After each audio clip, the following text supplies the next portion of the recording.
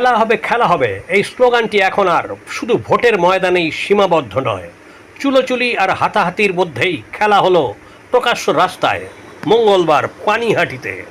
পানিহাটি পৌরসভার ২৬ নম্বর ওয়ার্ডের তৃণমূল কাউন্সিলর শ্রাবন্তী রায় বাগবিতণ্ডায় জড়িয়ে পড়েন এক স্কুটার আরোহী তরুণীর সঙ্গে।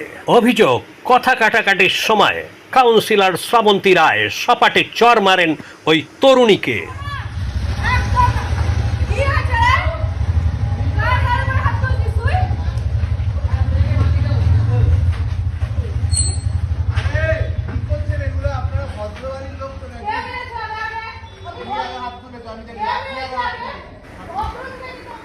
বেশ কিছুক্ষণ ধরে এই ঘটনাটি চললেও প্রত্যক্ষদর্শীরা এ ব্যাপারে কেউ হস্তক্ষেপ করতে সাহস পাননি বলে অনেকেরই ধারণা।